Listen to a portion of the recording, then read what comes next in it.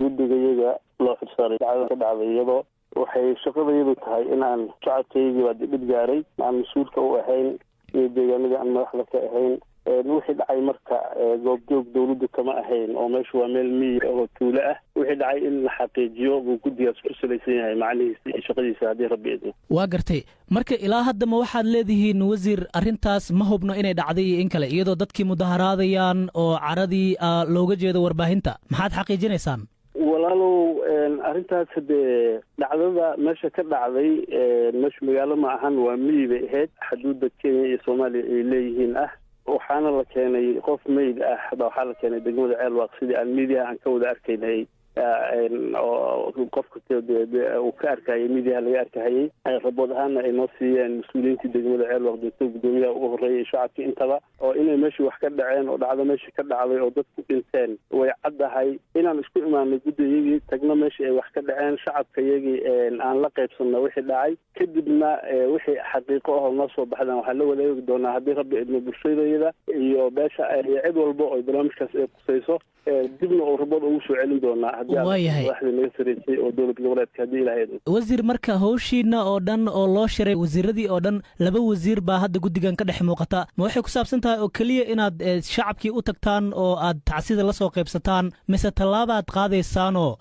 waxaad tihiin dad ka caraysan wixii shacabka ku dhacay? walaal horta waxaan rabaa inaan ku xaqiijiyo shacabka Soomaaliyeed oo gaar ahaan koonfurta Soomaaliya ku nool dhacdadan kuma cusbo way dhacdaa dalka Soomaaliya saad ognahay argagixiso caalami ah baa ku dhex nool oo ka dhex dagaalamayso sidaas waxaa la dagaalamaya ciidamo Soomaaliyeed iyo ciidamo AMISOM oo dalka nabad ilaalin u jooga intaba waxaa dhacday sidoo bari in ciidamadaas la qarxiyo meel shacab dhexdiisa ah loo dhigo miinooyin dhacdadaas marka ay dhacdo kadib qofkii dhintay ma ahana kii ka badbaaday ciidamadaas waxay sameeyaan tilaabo ama xabaday furaan tacshiiray furaan shacab baa ku dhinto ku dhaawacmo hanti Soomaaliyeed baa ku burburto dhibaatadaas asliyan waxaa iska leh markii dhinac laga eego ciddii samaysay falkaas oo miinadaas aastay ama qaraxaas geysatay laakiin ka jawaabistii ay ka jawaabahayeen dadka dhibka loo geystay waxaa shacabka Soomaaliyeed buu khasaare ku dhex gaaraa kuwa barnaamijkaas samaynayana shacabka ooma naxaan shacabkuna markii barnaamijkaas lagu dhex samaynayo inta badan xoogaal kama aho tanna tiibay la mid tahay sidaan ognahay ama aan nagu maqaala anu hadda meeshii ma tegin ciidamo Kenyaan ah oo jid marahayaa qarax loo dhigay loo geystay khasaaro naf iyo maal intaba leh ciidamadina waxay sameeyeen falcelin oo dabcan eediyadii ayday dadkay ku arkeen bay dib u geysteen sida hadda nagu maqaalka laakiin annaka dawlad ahaan maadaama aan mas-uuliin nahay shacabkaygana uu cabtay meydna aan arkayno mas-uuliyiinta aan la xiriirno degmada Ceelwaaqna ay noo xaqiijiyaan wixii dhibka inuu dhacay inaan shacabkaygii la qaybsanno wixii dhacay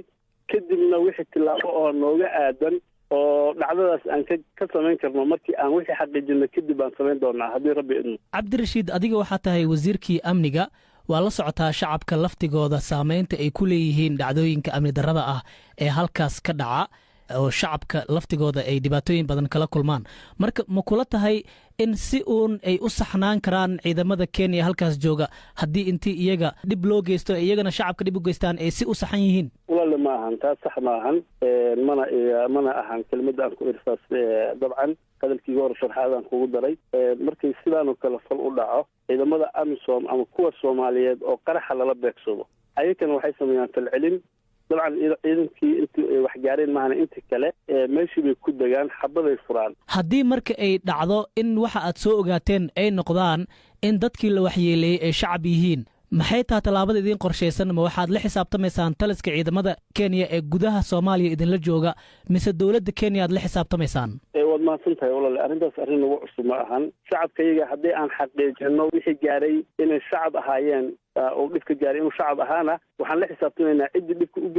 geysay wadda kasta oo saliim ah oo dadkaygu ay ku daawoobi karaan oo annagu aan ku daawoobaynaana mari doonaa haddii alla